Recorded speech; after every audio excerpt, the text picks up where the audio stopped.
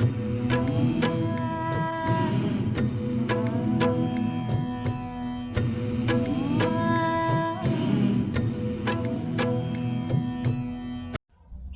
ಸ್ನೇಹಿತರೆ, ನಿಮಗೆಲ್ಲ ನನ್ನ ಯೂಟ್ಯೂಬ್ ಚಾನಲ್ ದ ಲೈಟ್ ಬೆಳಕಿಗೆ ಆತ್ಮೀಯವಾದಂತಹ ಸ್ವಾಗತ. ಇವತ್ತು ವಿಶ್ವವಿಖ್ಯಾತ ಮೈಸೂರು ಅರಮನೆಯ ಒಳಾಂಗಣದ ದೃಶ್ಯ ವೈಭವವನ್ನು ತೋರಿಸಲು ನಿಮ್ಮನ್ನೆಲ್ಲ ಮೈಸೂರಿಗೆ ಕರ್ಕೊಂಡು ಹೋಗ್ತಾ ಇದ್ದೀನಿ ಸ್ನೇಹಿತರೆ. ದಯವಿಟ್ಟು ಯಾರ್ಯಾರು ನನ್ನ ಚಾನಲ್ ಸಬ್ಸ್ಕ್ರೈಬ್ ಮಾಡಿಲ್ಲ, ದಯವಿಟ್ಟು ಸಬ್ಸ್ಕ್ರೈಬ್ ಮಾಡಿ, ಹಾಗೆ ಹೆಚ್ಚು ಶೇರ್ ಮಾಡಿ ಸ್ನೇಹಿತರೆ. ಈ ಮೈಸೂರು ಅರಮನೆ ಸುಮಾರು 72 ಎಕರೆ ಇರ್ತಕ್ಕಂಥ ಪ್ರದೇಶದಲ್ಲಿದೆ. ಇದರಲ್ಲಿ ಸುಮಾರು 4 ಎಕರೆ ಅಷ್ಟು ಪ್ರದೇಶದಲ್ಲಿ ಮೈಸೂರು ಅರಮನೆಯನ್ನ ನಿರ್ಮಾಣ ಮಾಡಿದ್ದಾರೆ. ಏನು 1897ರಲ್ಲಿ ಒಂದು ವಿವಾಹ ಮಹೋತ್ಸವ ಸಂದರ್ಭದಲ್ಲಿ ನಡೆದಂತ ಅವಘಡದಲ್ಲಿ ಹಳೆ ಅರಮನೆಯ ಸುಮಾರು 40ರಷ್ಟು ಭಾಗ ಸಂಪೂರ್ಣ ಸುಟ್ಟೋಗುತ್ತೆ. ಉಳಿದ 60% ಭಾಗವನ್ನು ಸಹ ಕೆಡವಿ ಹೊಸದಾಗಿ ನಾಲ್ವಡಿ ಕೃಷ್ಣರಾಜ ಒಡೆಯರ್ ಅವರ ನೇತೃತ್ವದಲ್ಲಿ ಅರಮನೆಯ ನಿರ್ಮಾಣ ಕಾರ್ಯ ಪ್ರಾರಂಭ ಆಗುತ್ತೆ ಸ್ನೇಹಿತರೆ. ಈ ಅರಮನೆ ನಿರ್ಮಾಣದ ಚೀಫ್ ಆರ್ಕಿಟೆಕ್ಟ್ ಆಗಿ ಹೆನ್ರಿ ಇರ್ವಿನ್ ರವರು ಆಯ್ಕೆ ಆಗ್ತಾರೆ. ಹಾಗೆಯೇ ಭಾರತೀಯ ಮೂಲದ ರಾಘವೇಂದ್ರ ರಾಯಲೂರು ಸಹ ಈ ಒಳಾಂಗಣದ ವಾಸ್ತುಶಿಲ್ಪಿಗಳಾಗಿ ಆಯ್ಕೆ ಆಗ್ತಾರೆ. ಸುಮಾರು 1912ರವರೆಗೂ ಇದರ ನಿರ್ಮಾಣ ಕಾರ್ಯ ಮುಂದುವರಿಯುತ್ತೆ. 1912ರಲ್ಲಿ ಇದು ಪೂರ್ಣಗೊಳ್ಳುತ್ತೆ ಸ್ನೇಹಿತರೆ. ನೀವು ಅರಮನೆಯ ಒಳಭಾಗಕ್ಕೆ ಪ್ರವೇಶಿಸಿದಂತೆ ನಿಮಗೆ ಎಡಭಾಗದಲ್ಲಿ ಒಂದು ಹಳೆಯ ಅರಮನೆಯ ಪ್ರತಿಕೃತಿ ಕಾಣುತ್ತೆ. ಇದೇ ಈ ಮುಂಚೆ ಇದ್ದಂತಹ ಅರಮನೆಯ ಒಂದು ಪ್ರತಿಕೃತಿಯನ್ನ ಅಲ್ಲಿ ಮಾಡಿಟ್ಟಿದ್ದಾರೆ. ಹಾಗೆ ಪಕ್ಕದಲ್ಲಿ ಪ್ರತಿ ವರ್ಷ ದಸರಾ ಉತ್ಸವದಲ್ಲಿ ಮೆರವಣಿಗೆ ಮಾಡತಕ್ಕಂತಹ ನಾಡದೇವತೆ ಚಾಮುಂಡೇಶ್ವರಿ ವಿಗ್ರಹನ ಅಲ್ಲಿ ಪ್ರತಿಷ್ಠಾಪನೆ ಮಾಡಿದ್ದಾರೆ. ಇದು ಇಲ್ಲ ಇರುತ್ತೆ, ಪ್ರತಿ ದಿವಸ ಪೂಜೆ ನಡೆಯುತ್ತೆ. ದಸರಾ ಸಂದರ್ಭದಲ್ಲಿ ಇದನ್ನ ಆನೆ ಅಂಬಾರಿಯ ಉತ್ಸವ ಮೂರ್ತಿಯಾಗಿ ಉಪಯೋಗಿಸ್ಕೊಂತಾರೆ ಸ್ನೇಹಿತರೆ. ಹಾಗೆ ಮುಂದೆ ಬಂದ್ರೆ ವಿವಿಧ ಮಾದರಿಯ ಗೊಂಬೆಗಳು ನಿಮಗೆ ಕಾಣಸಿಗ್ತವೆ. ಇದನ್ನ ಗೊಂಬೆ ತೊಟ್ಟಿ ಅಂತ ಹೇಳಿ ಕರೀತಾರೆ. ಇಲ್ಲಿ ಹಲವಾರು ವರ್ಷಗಳಿಂದ ವಿಭಿನ್ನ ಶೈಲಿಯ ವಿಗ್ರಹಗಳನ್ನ ಇಟ್ಟಿದ್ದಾರೆ ಸ್ನೇಹಿತರೆ.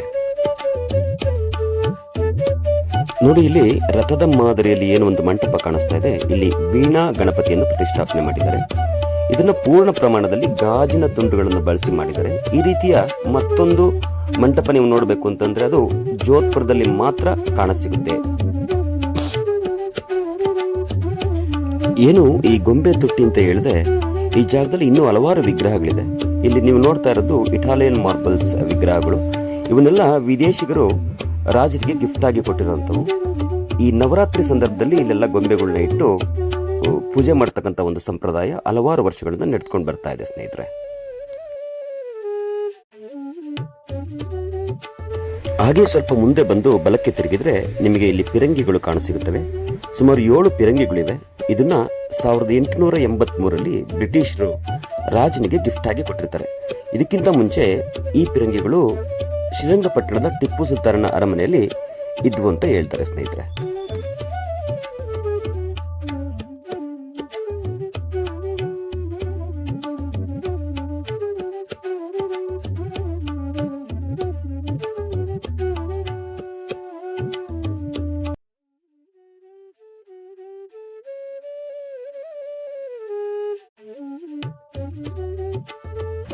ನೋಡಿ, ಇಲ್ಲೇನು ಕಾಣಿಸ್ತಾ ಇದೆಯಲ್ಲ ಆನೆ ಮುಖ, ಇದು ಒರಿಜಿನಲ್ ಆನೆಯ ಮುಖ. ಅಂದರೆ 1955ರಲ್ಲಿ ರಾಜರು 2 ಆನೆಗಳನ್ನ ಬೇಟೆ ಆಡ್ತಾರೆ. ಕಾರಣ ಏನಪ್ಪಾ ಅಂತಂದರೆ ಬಂಡೀಪುರ ಸುತ್ತಮುತ್ತ ಇದ್ದಂತಹ ನಾಗರಿಕರಿಗೆ ತೊಂದರೆ ಕೊಡ್ತಾ ಇದ್ದು ಅಂತೇಳಿ ಇವೆರಡನ್ನು ಬೇಟೆ ಆಡ್ತಾರೆ. ಅದನ್ನು ಹಾಗೆ ಪ್ರಿಸರ್ವ್ ಮಾಡಿ ಇಟ್ಟಿದ್ದಾರೆ. ಕಣ್ಣು ಮತ್ತು ದಂತ ಮಾತ್ರ ಆರ್ಟಿಫಿಷಿಯಲ್, ಆದರೆ ಈ ಮುಖ, ಈ ಚರ್ಮ ಇದೆಯಲ್ಲ ಆನೆದು, ಇದು ಒರಿಜಿನಲ್ ಆನೆಯ ಮುಖ. ಇದನ್ನು ಕೆಮಿಕಲಿ ಪ್ರಿಸರ್ವ್ ಮಾಡಿ ಇಟ್ಟಿದ್ದಾರೆ ಸ್ನೇಹಿತರೆ. ಕೆಳಭಾಗದಲ್ಲಿ ನೀವೇನು ನೋಡ್ತಾ ಇದ್ದೀರಾ, ಇದೆಲ್ಲ ಇಟಾಲಿಯನ್ ಮಾರ್ಬಲ್ಸ್. ಹಾಗೆ ಸ್ವಲ್ಪ ಮೇಲ್ ನೋಡಿದ್ರೆ ನಿಮಗೆ ವಿಶೇಷ ವರ್ಣಚಿತ್ರಗಳು ಕಾಣಸಿಗುತ್ತೆ. ಇವೆಲ್ಲ ಕ್ಯಾನ್ವಸ್ ಆಯಿಲ್ ಪೇಂಟ್ ಮುಖಾಂತರ ಮಾಡಿರೋದು. ಅಂದರೆ ಬ್ಲಾಕ್ ಅಂಡ್ ವೈಟ್ ಫೋಟೋಸ್ನ ಕಲರ್ ಪೇಂಟ್ ಮಾಡಿ ಇಟ್ಟಿರ್ತಕ್ಕಂತಹ ಚಿತ್ರಗಳು. ಇದ್ಯಾವುದೂ ಸಹ ಇಮ್ಯಾಜಿನರೀಸ್ ಫೋಟೋಸ್ ಅಲ್ಲ, ಇದೆಲ್ಲ ರಿಯಲಿಸ್ಟಿಕ್ ಫೋಟೋ. ಅಂದರೆ ನಡೀತಕ್ಕಂಥ ಸಂದರ್ಭದಲ್ಲಿ ಬರೆದು ಅದಕ್ಕೆ ಪೇಂಟ್ ಮಾಡಿರ್ತಕ್ಕಂತಹ ಫೋಟೋ. ಇದೇ ಈ ಅರಮನೆಯ ವಿಶೇಷತೆ ಅಂತಲೂ ಸಹ ಹೇಳ್ಬೋದು ಸ್ನೇಹಿತರೆ. ಈ ಚಿತ್ರಗಳ ಮತ್ತೊಂದು ವೈಶಿಷ್ಟ್ಯ ಏನಪ್ಪಾ ಅಂತಂದ್ರೆ, ಈ ಚಿತ್ರಗಳೆಲ್ಲ 2D ಮತ್ತೆ 3D ಇಮೇಜಸ್ ಅಲ್ಲಿ ಮೂಡ್ ಬಂದಿದೆ. ನೇರವಾಗಿ ನೀವು ನೋಡಿದ್ರೆ ನಿಜವಾಗ್ಲೂ ಒಂದು ವಿಶೇಷವಾದಂತ ಅನುಭವವನ್ನ ಪಡ್ಕೋಬಹುದು ಸ್ನೇಹಿತರೆ. ಈ ಪೇಂಟಿಂಗ್ಸ್ ಏನಿದೆ 6 ಜನ ಕಲಾವಿದರು ಸತತವಾಗಿ 13 ವರ್ಷಗಳ ಕಾಲ ಈ ಚಿತ್ರೀಕರಣ ಮಾಡಿದ್ದಾರೆ. ಇದರಲ್ಲಿ ಮುಖ್ಯವಾದ ಕಲಾವಿದರಂದ್ರೆ ಕೇಶವಯ್ಯ ನಾಗರಾಜ್ ಅವರು, ಹಾಗೆಯೇ ಸುಬ್ರಹ್ಮಣ್ಯಂ ರಾಜು, ವೈ ನಾಗರಾಜು, ಎಸ್.ಆರ್. ಅಯ್ಯಂಗಾರ್ ಮತ್ತು ಸ್ವಾಮಿ ಅಂತೇಳಿ ಸತತ 13 ವರ್ಷಗಳ ಕಾಲ ಅವರ ಪರಿಶ್ರಮದಿಂದ ಇಂಥ ಅದ್ಭುತವಾದಂತಹ 2D ಮತ್ತು 3D ಇರ್ತಕ್ಕಂತಹ ಒಂದು ಚಿತ್ರ ಮೂಡಿಬಂದಿದ್ದಾವೆ ಸ್ನೇಹಿತರೆ. ಆಗಿನ ದಸರಾ ಮೆರವಣಿಗೆಯಲ್ಲಿ ಪಾಲ್ಗೊಳ್ಳುತ್ತಿದ್ದಂತಹ ಸ್ಕಾಟಿಷ್ ವಾದ್ಯ ತಂಡದ ವರ್ಣಚಿತ್ರ.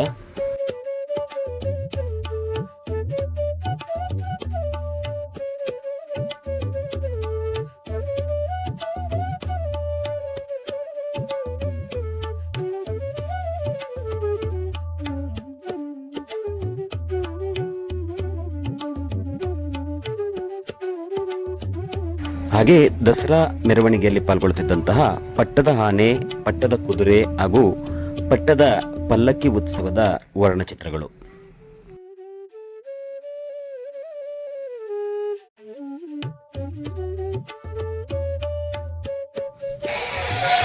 ಕಾವುಡ ದಳದಿಂದ ಕೂಡಿದ ರಕ್ಷಣಾ ದಳ ಅಂದರೆ ಮಹಾರಾಜರ ಅಂಗರಕ್ಷಕರು ಮೆರವಣಿಗೆಯಲ್ಲಿ ಸಾಕ್ತಾ ಇರತಕ್ಕಂಥ ಒಂದು ದೃಶ್ಯಾವಳಿಗಳ ಒಂದು ಚಿತ್ರ.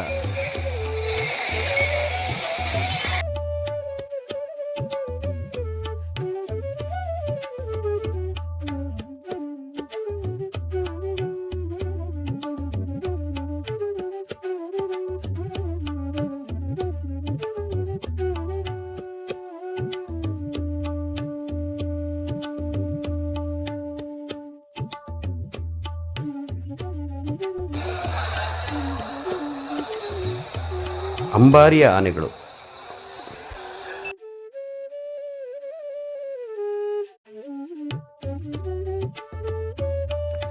ನೋಡಿ, ಈ ಬಾಗಿಲುಗಳಿಗೆಲ್ಲ ಈ ಡೋರ್ಸ್ ಏನಿದೆ ಈ ಬರ್ಮಾ ಟೀಕ್ ಇಂದ ಮಾಡಿರೋದು.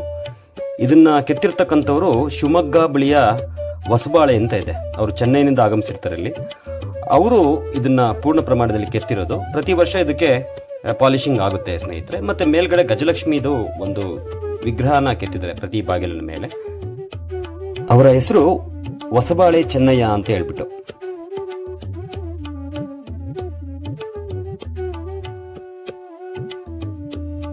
ನೋಡಿ, ಇದು ಕೃಷ್ಣರಾಜ ಒಡೆಯರ್ ಅವರ ಸಹೋದರ ಜಯಚಾಮರಾಜೇಂದ್ರ ಒಡೆಯರು ಹಾಗೂ ಕೃಷ್ಣರಾಜ ಒಡೆಯರ್ ಅವರು ಇರ್ತಕ್ಕಂಥ ಒಂದು ಫೋಟೋ.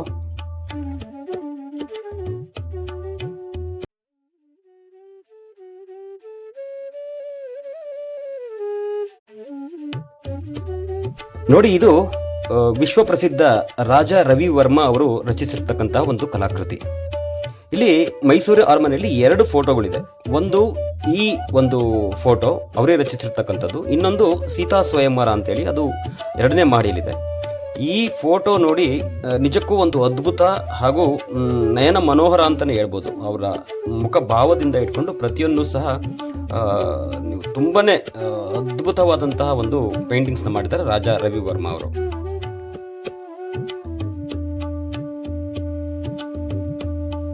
ಇದು ಬ್ರಿಟಿಷ್ ಕಲಾವಿದ ಕರೋಡ್ ಸ್ಪೀಡ್ ರಚನೆ ಮಾಡಿರ್ತಕ್ಕಂಥದ್ದು. ಕಿಂಗ್ ಎಡ್ವರ್ಡ್ ಮತ್ತು ಅವರ ಪತ್ನಿ ಅಲೆಕ್ಸಾಂಡರ್ ಅವರ ಒಂದು ಚಿತ್ರ ಇದು.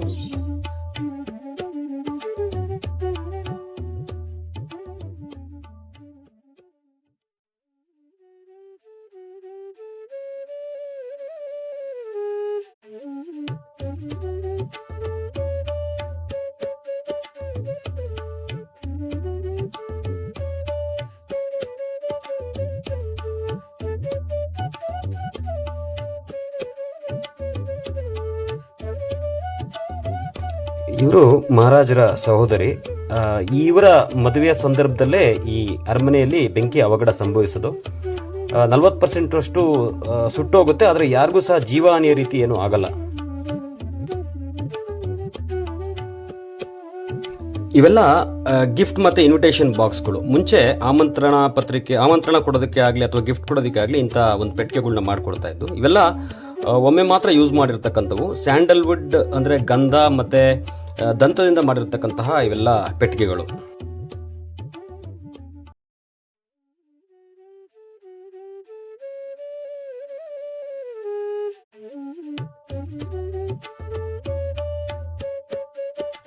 ನೋಡಿ, ಇದು ದಸರಾ ವೈಭವದ ಒಂದು ಚಿತ್ರಗಳು. ನೋಡಿ, ಬೆಳ್ಳಿಯ ರಥ ಇರ್ಬೋದು, ಮತ್ತು ಕುದುರೆ ಸಾರೋಟ್ ಇರ್ಬೋದು, ಅವಾಗ ತೆಗೆದಿರ್ತಕ್ಕಂಥ ಒಂದು ಚಿತ್ರಗಳಿವು. ನೋಡಿ, ಇದು ಅಕ್ವೆಗಾನ್ ಶೇಪ್ ಮ್ಯಾರೇಜ್ ಹಾಲ್, ಅಂದರೆ ಅಷ್ಟಕೋಣ ಕೃತಿಯ ಮಂಟಪ. ಇಲ್ಲೇನಿದೆ ಪಿಲ್ಲರ್ಸು, ಈ ಪಿಲ್ಲರ್ಸ್ನೆಲ್ಲ ಬಂದು ಸ್ಕಾಟ್ಲೆಂಡಿಂದ ಆಮದು ಮಾಡಿಕೊಟ್ಟಿರೋದು. ಇದ್ಯಾವುದು ಸಹ ಮರದಲ್ಲಿ ಮಾಡಿರೋದಲ್ಲ, ಇದೆಲ್ಲ ಬಂದು ಎರಕವೈದ ಕಬ್ಬಿಣ ಬರುತ್ತಲ್ಲ, ಎರಕದ್ದು, ಅದರಿಂದ ಮಾಡಿರ್ತಕ್ಕಂಥದ್ದು. ಈ ಟೈಲ್ಸು ಸಹ ವಿದೇಶದಿಂದ ಆಮದು ಮಾಡ್ಕೊಂಡಿರೋದು. ಹಾಗೆಯೇ ಈ ಮೇಲ್ಗಡೆ ಏನು ಈ ಗೊಂಚಲಿದೆ ಇಲ್ಲಿ, ಏನು ಇದು ಲೈಟಿನ ಬಲ್ಪಿನ ಗೊಂಚಲು, ಇದನ್ನ ಜಕೋಸ್ಲೋವ್ಯಾಕಿಯಾದಿಂದ ಆಮದು ಮಾಡ್ಕೊಂಡಿರೋದು. ಈಗಲೂ ಸಹ 100 ವರ್ಷ ಆದರೂ ಸಹ ಅದು ಕಾರ್ಯನಿರ್ವಹಿಸ್ತಾ ಇದೆ ಅನ್ನೋದೇ ನಮಗೆ ಒಂದು ಹೆಮ್ಮೆಯ ವಿಚಾರ ಸ್ನೇಹಿತರೆ. ಇದನ್ನ ನನ್ನ ಮೊಬೈಲ್ ಕ್ಯಾಮ್ರಾದಲ್ಲಿ ನೋಡೋದಕ್ಕಿಂತ ನೇರವಾಗಿ ಒಂದ್ಸಲ ಬಂದು ನೋಡಿದರೆ ನಿಜಕ್ಕೂ ಒಂದು ರೋಮಾಂಚನ ಕೊಡ್ತಕ್ಕಂಥ ಒಂದು ಸ್ಥಳ ಅಂದರೆ ನಮ್ಮ ಮೈಸೂರಿನ ಅರಮನೆ ಸ್ನೇಹಿತರೆ.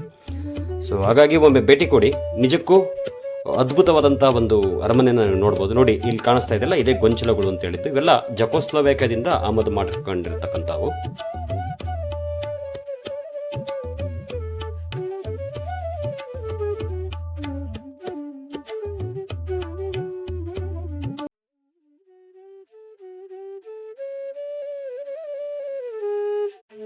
ಶ್ರೀಕೃಷ್ಣ ಜನ್ಮಾಷ್ಟಮಿಯ ಮೆರವಣಿಗೆಯ ದೃಶ್ಯಾವಳಿಗಳು.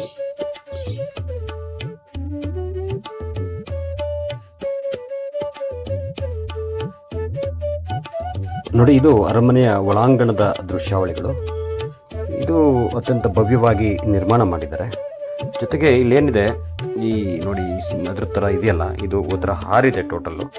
ಇದನ್ನೆಲ್ಲ ಬಂದು ಸ್ಕಾಟ್ಲೆಂಡಿಂದ ತಂದಿರೋದು, ಸ್ಕಾಟ್ಲೆಂಡಿಂದ ಇಂಪೋರ್ಟ್ ಮಾಡಿರ್ತಕ್ಕಂಥ ಇದು.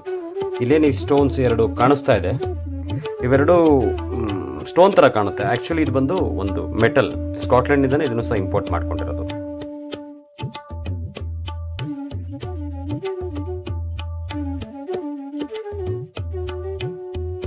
ಈ ಥರ ಒಟ್ಟು 6 ಸ್ಟ್ಯಾಚ್ಯೂಸು ಇದೆ ಇಲ್ಲಿ.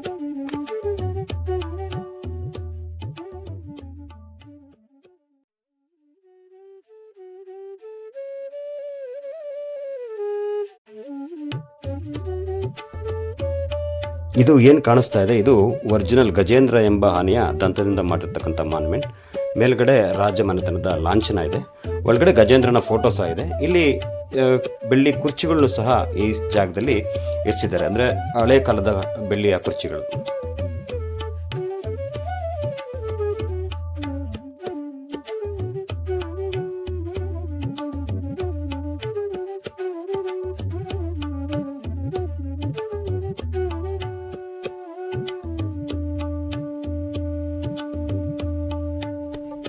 ಇದೇ ನೋಡಿ ಚಿನ್ನದ ಅಂಬಾರಿ, ಪ್ರತಿ ದಸರಾ ಮಹೋತ್ಸವದ ಪ್ರಮುಖ ಆಕರ್ಷಣೆ. ಇಲ್ಲಿಗೆ ಚಾಮುಂಡಿ ದೇವಿಯನ್ನು ಇದರಲ್ಲಿ ಕೂರಿಸಿ ಮೆರವಣಿಗೆ ಮಾಡ್ತಾರೆ ಪ್ರತಿ ವರ್ಷ. ಮುಂಚೆ ಮಹಾರಾಜರನ್ನೇ ಕೂರಿಸ್ತಾ ಇದ್ರು ಈ ಮೆರವಣಿಗೆಯಲ್ಲಿ, ಈಗ ಚಾಮುಂಡೇಶ್ವರಿ ದೇವಿಯನ್ನು ಕೂರಿಸಿ ಮೆರವಣಿಗೆ ಮಾಡ್ತಾರೆ. ಇದರ ಒಟ್ಟು ತೂಕ ಬಂದು 750 kg, ಅದರಲ್ಲಿ ಚಿನ್ನ 80 kg ಇದೆ. ಆ್ಯಕ್ಚುಲಿ ಇದು ಟಿಪ್ಪು ಸುಲ್ತಾನ್ ನೆಲಮಾಳಿಗೆಯಲ್ಲಿ ಮುಚ್ಚಿಟ್ಟಿರ್ತಾನೆ. ದಿವಾನ್ ಪೂರ್ಣಯ್ಯನವರ ಸಹಕಾರದಿಂದ ಮತ್ತೆ ಮೈಸೂರು ಮಹಾರಾಜರಿಗೆ ಸೇರುತ್ತೆ ಇದು. ಇದರ ಜೊತೆಗೆ ಒಂದು ಸಿಂಹಾಸನನೂ ಸಹ ಆ ಸಂದರ್ಭದಲ್ಲೇ ಮತ್ತೆ ಮಹಾರಾಜರಿಗೆ ದೊರಕುತ್ತೆ.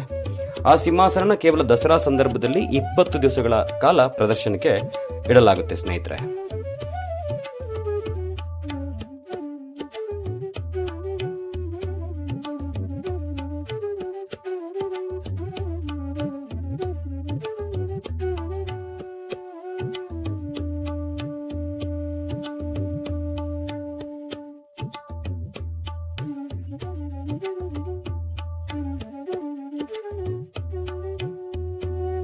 ನೋಡಿ, ಇದು ನಾಲ್ವಡಿ ಕೃಷ್ಣರಾಜ ಒಡೆಯರವರ ಪ್ರತಿಮೆ. ಕೇವಲ 4.9 ಅಡಿ ಇದ್ದಂತಹ ನಾಲ್ವಡಿ ಕೃಷ್ಣರಾಜ ಒಡೆಯರು ಬಹಳ ಉತ್ತಮವಾದಂತಹ ಒಬ್ಬ ರಾಜರಾಗಿದ್ದರು, ಜನಪರ ರಾಜರಾಗಿದ್ದರು. ಹಾಗಾಗಿ ಇವರ ಪ್ರತಿಮೆ ಇದು. ಇದ್ರ ಜೊತೆಗೆ ಇವರ ಅಂಗರಕ್ಷಕರಾದಂತಹ ಅವರ ಸಹ ಪ್ರತಿಮೆ ಸಹ ಇಲ್ಲಿ ನೀವು ನೋಡ್ಬೋದು. ನೋಡಿ, ಇಲ್ಲಿದೆ ನೋಡಿ, ಅವರ ಅಂಗರಕ್ಷಕರು.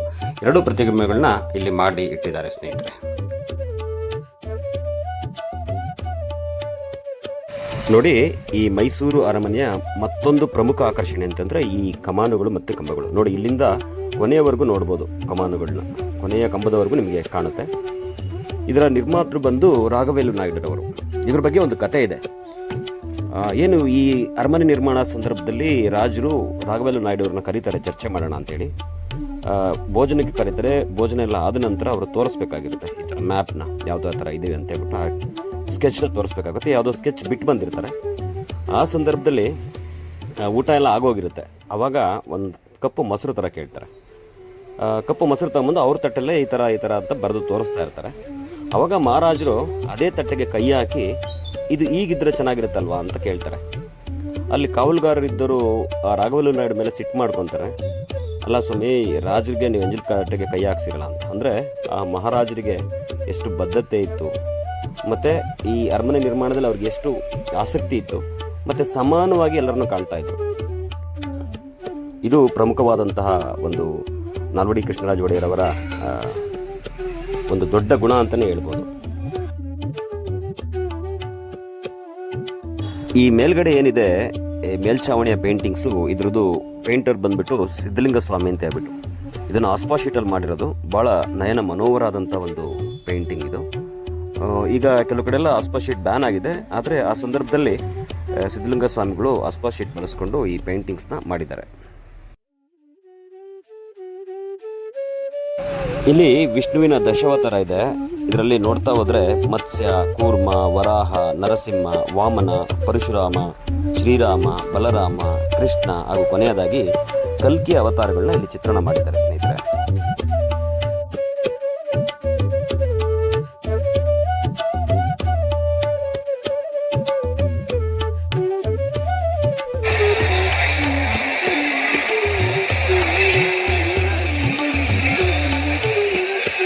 ನೋಡಿ, ಇದರ ಮೇಲ್ಛಾವಣಿ ಏನಿದೆ 155 ಅಡಿ ಅಗಲ ಮತ್ತು 44 ಅಡಿ ಉದ್ದ ಇದೆ. ಇದಕ್ಕೆ ಯಾವುದೇ ರೀತಿಯಂಥ ಪಿಲ್ಲರ್ನ ಬಳಸಿಲ್ಲ ಸ್ನೇಹಿತರೆ.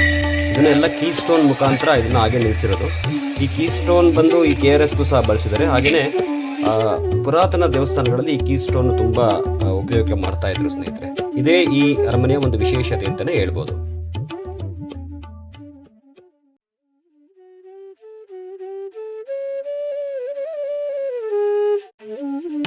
ನೋಡಿ, ಏನಿದೆ ಈ ದರ್ಬಾರ್ ಹಾಲ್, ರಾಜರು ದರ್ಬಾರ್ ನಡೆಸ್ತಕ್ಕಂತಹ ಒಂದು ಸ್ಥಳ. ನಿಜಕ್ಕೂ ಆ ಜಾಗಕ್ಕೆ ಹೋಗಿ ನೀವು ನಿಂತ್ಕೊಂಡು ನೋಡಿದರೆ ಅದರದ್ದು ನಿಜವಾದಂತಹ ಒಂದು ಆನಂದನ ಪಡಿಬೋದು. ಇಟ್ಸ್ ಅಮೇಝಿಂಗ್ ಅಂತ ಹೇಳ್ಬೋದು. ಈ ರೀತಿಯಾದಂಥ ಒಂದು ಅರಮನೆ ನಮ್ಮ ರಾಜ್ಯದಲ್ಲಿರೋದು ನಮ್ಮ ಸಂಸ್ಕೃತಿಯ ಹೆಮ್ಮೆ ಅಂತ ಹೇಳ್ಬೋದು. ಒಂದ್ಸಲ ನೇರವಾಗಿ ಹೋಗಿ ನೋಡಿ, ಹಾಗೆಯೇ ಆದಷ್ಟು ಈ ವಿಚಾರಗಳನ್ನ ಅಲ್ಲಿ ಯಾರು ಗೈಡ್ ಇದ್ದರೆ ಅವರಿಂದ ಪಡ್ಕೊಳ್ಳೋದು ಒಳ್ಳೆಯದು ಅಂತ ಹೇಳಿ ನನ್ನ ಭಾವನೆ. ಯಾಕಂದರೆ ನನ್ನ ಕೈಲಾದಷ್ಟು ನಾನು ಸಹ ನಿಮಗೆ ವಿವರಣೆ ಕೊಟ್ಟಿದ್ದೀನಿ. ಇದು ತುಂಬಾ ಕಮ್ಮಿ ಈ ಅರಮನೆ ಬಗ್ಗೆ ಹೇಳಬೇಕು ಅಂತಂದರೆ. ನೋಡಿ, ಇದು ಬೆಳ್ಳಿಯ ಬಾಗಿಲು. ನೋಡಿ, ಈ ಅರಮನೆದು ತುಂಬ ಅದ್ಭುತ. ನೋಡಿ, ಇದು ದರ್ಬಾರ್ ಹಾಲ್. ಇಲ್ಲಿ ಏನು ಎಡಗಡೆ ಮೇಲ್ಗಡೆ ಕಾಣಿಸ್ತಾ ಇದೆಯಲ್ಲ, ಇಲ್ಲೆಲ್ಲ ಸ್ತ್ರೀಯರು ಕೂತ್ಕೊಳ್ಳೋದಕ್ಕೋಸ್ಕರ, ಅವರ ರಾಜವಂಶಸ್ಥರು ಕೂತ್ಕೊಳ್ಳೋಕ್ಕೋಸ್ಕರ, ಮತ್ತು ಬಲಭಾಗದಲ್ಲಿ ಪುರುಷರು, ಹಾಗೆಯೇ ಡೆಲಿಗೇಟ್ಸು. ಅಂದರೆ ಅವಾಗಲೇ ಸಹ ಸಮಾನತೆ ಇತ್ತು. ಅಲ್ಲಿ ಯಾರಲ್ಲೂ ಸಹ ಮೇಲು ಕೀಳು ಎಂಬ ಭಾವನೆ ಇಲ್ಲದೆ ಪ್ರಜೆಗಳನ್ನು ಮತ್ತು ರಾಜರು ಒಂದೇ ರೀತಿಯಾಗಿ ನಡ್ಕೊಂಡಂಥ ಒಂದು ವಿಶೇಷವಾದಂತಹ ಅರಮನೆ ಅಂದರೆ ನಮ್ಮ ಮೈಸೂರು ಅರಮನೆ. ಅದು ನಮ್ಮ ಹೆಮ್ಮೆ. ಈ ಸಂದರ್ಭದಲ್ಲಿ ಮತ್ತೊಂದು ವಿಚಾರ ಹೇಳಲೇಬೇಕಾಗುತ್ತೆ. 24ನೇ ರಾಜರಾದಂತಹ ಏನು ನಾಲ್ವಡಿ ಕೃಷ್ಣರಾಜ ಒಡೆಯರ್ ಬಗ್ಗೆ. ಇವರ ಕೊಡುಗೆ ತುಂಬ ಅಪಾರನಿದೆ ನಮ್ಮ ನಾಡಿಗೆ. ಅವ್ರನ್ನ ಯಾವತ್ತೂ ಮರೆಯೋಕ್ಕೆ ಸಾಧ್ಯನೇ ಇಲ್ಲ. ಏಕೆಂದರೆ ಹೇಳಬೇಕು ಅಂತಂದರೆ ಭದ್ರಾವತಿ ಸ್ಟೀಲ್ ಫ್ಯಾಕ್ಟ್ರಿ, ಆಮೇಲೆ ರೇಷ್ಮೆ ನೇಯ್ಗೆಯ ಕಾರ್ಖಾನೆ, ಶ್ರೀಗಂಧದ ಎಣ್ಣೆಯ ಕಾರ್ಖಾನೆ, ಹಾಗೆಯೇ ಕರ್ನಾಟಕಕ್ಕೆ ಇವರ ಕಾಲದಲ್ಲೇ ಪ್ರಪ್ರಥಮವಾಗಿ ವಿದ್ಯುತ್ ಬಂದಿತ್ತು 1900ನೇ ಇಸ್ವಿಲಿ. ಅದನ್ನು ನೇರವಾಗಿ ಕೋಲಾರ ಗೋಲ್ಡ್ ಮೈನ್ಸ್ಗೆ ಕೊಡ್ತಾರೆ. ಅದಾದ ನಂತರ 1908ರಲ್ಲಿ ಬೆಂಗಳೂರು ಸಿಟಿ ಮಾರ್ಕೆಟ್ಗೆ ಸ್ಟ್ರೀಟ್ ಲೈಟ್ಗೆ ಅಂತೇಳಿ ಕರೆಂಟ್ನ ಕೊಡ್ತಾರೆ. ಇವರ ಕೊಡುಗೆಗಳನ್ನ ಮರೆಯೋದಕ್ಕೆ ಸಾಧ್ಯನೇ ಇಲ್ಲ. ನನ್ನಲ್ಲಿ ಮತ್ತೊಂದು ಮನವಿ, ಯಾರ್ಯಾರ್ದೋ ಜಯಂತಿ ಮಾಡ್ತೀವಿ, ಇವರ ನಾಲ್ವಡಿ ಕೃಷ್ಣರಾಜ ಒಡೆಯರ ಜಯಂತಿ ಮಾಡೋ ಅವಶ್ಯಕತೆ ಇದೆ ಅನ್ನೋದು ನನ್ನ ಒಂದು ವೈಯಕ್ತಿಕವಾದಂಥ ಒಂದು ಅಭಿಪ್ರಾಯ.